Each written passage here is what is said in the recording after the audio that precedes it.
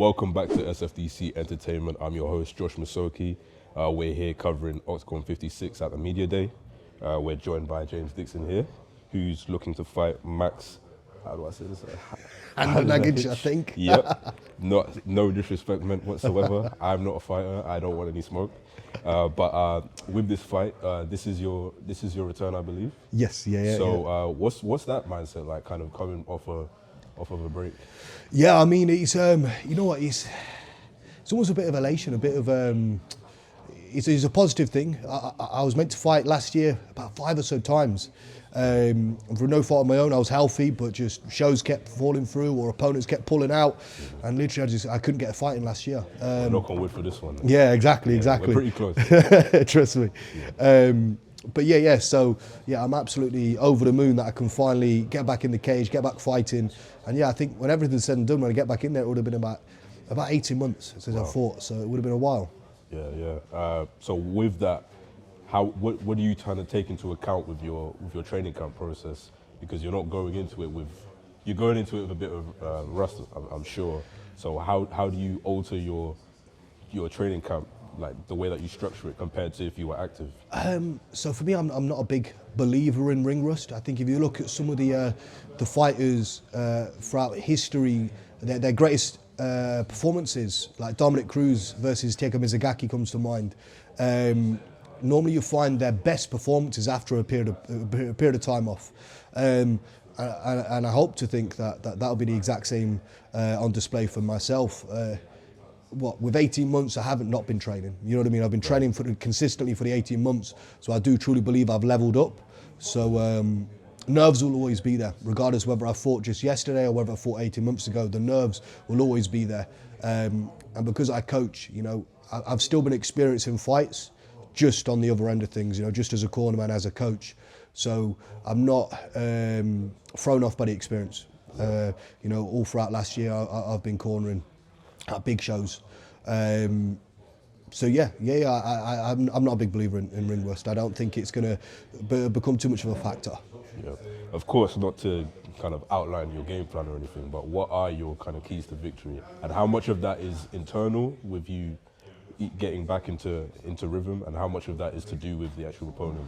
Yeah, so there's an interesting thing you brought up. So there'll be two things. When it comes to tactically, I feel like whoever can establish the front foot will most likely win the fight. I believe he looks his weakest when he's backed against the cage, as do I, you know, so I'm going to look to press him back.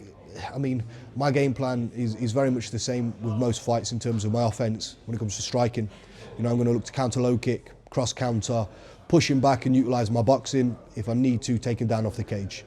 But when it comes to, like you said, the mindset of things, I've got to be cautious not to be overzealous, be too hot-headed and hunt for that finish too quickly, because he's got some staying ability.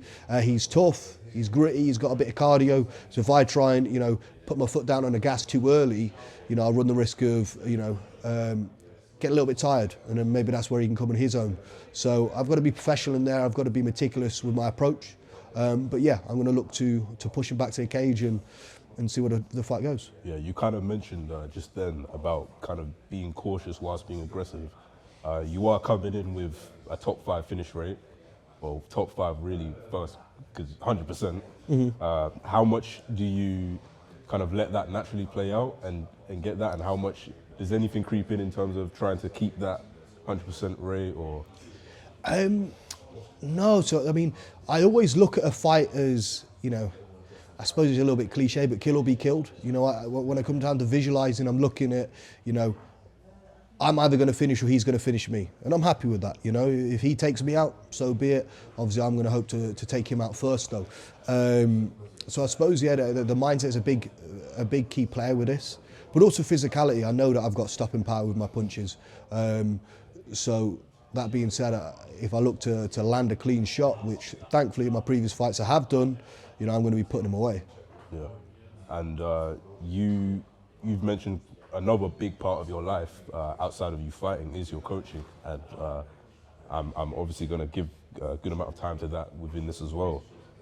You coach and fight out of Coventry. You've got your Lions gym. So firstly, just with this being up in the Midlands, how does that feel to kind of have that support? I'm sure you've got loads of people coming through to support.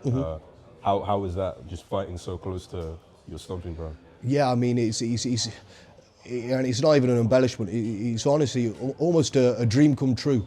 Like I've said to a few people today, I've seen my own coaches and my heroes fight in the NEC, you know, from people like Paul Daly, Jimmy Warled, so on and so forth. And never at that moment, if you had told me, you're going to fight there one day, would I have believed it, if that makes sense? And now I am, you know, who would have thought? Like, genuinely, it's a great moment for me.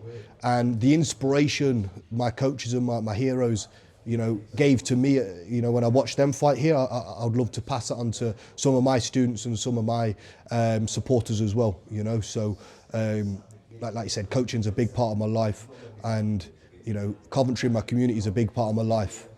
I do genuinely believe martial arts has been critical to everything I've ever accomplished, you know, be it, you know, within MMA or just in life in general. And I think it's important for many people's lives, especially in the area we coach out of. It's quite impoverished. A lot of working class kids will come through.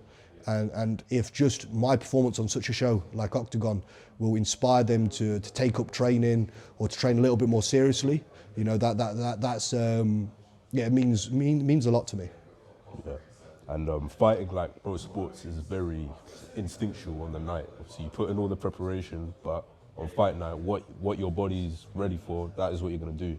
But having that coaching perspective and that vantage point, how does that kind of play into your discipline when it comes to fights as well? Yeah, so the coaching element, I think, helps me understand the nuances of combat a little bit more, you know. You'll hear it before, you know, time and time again, being a great fighter doesn't necessarily mean you'll be a great coach, because some people are great at fighting, but they don't really understand fighting, if that makes sense. You know, like I said, physically they can do it, but mentally they don't quite understand it. I'm blessed to have coached for a very long time now. I've coached since I was 18, so we're talking 11 years of my life I've been coaching. I like to think I'm pretty good at it. And it's forced me to understand the sport in a very deep way, both myself, because my skill set and mindset to fighting is considerably different to many of my fighters as well. So that helps me understand, you know, how my opponent might be fighting, not just, you know, understand the concept of MMA for myself. Kind of how they would train for you. Exactly, because everyone's different, right? For you. MMA for me is different for MMA for you.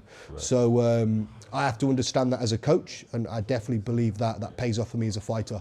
You know, when it comes to fight IQ and the tactics of fighting and combat, I like to think that sets me apart a little bit. Right.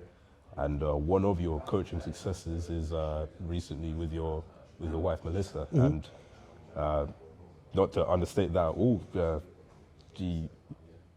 me make sure that I get every single one there. So 15th ranked at the time, at least, in Bantamweight in the UFC, the first Coventry UFC fighter, and the first English female to win in their debut. So, and preparing for a fight this weekend as well. So I know that's a lot that I've just put in there, but how much pride do you take in kind of that accomplishment, what that does for Coventry, putting that on the map and fighting, and then just even for your coaching career?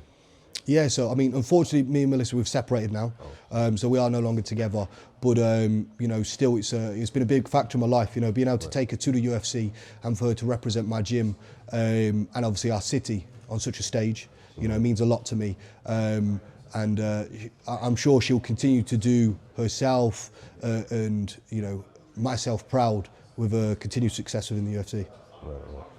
Well, that's all I've got in terms of questions, but we do actually have a gift for you here on behalf of SFDC. I appreciate that. This is one of our latest releases. So go on. Thank you very much. That's for you to take, and yeah, appreciate Thank you. having Thank you you. on, man. Great discussion. Yeah, sweet. Appreciate it.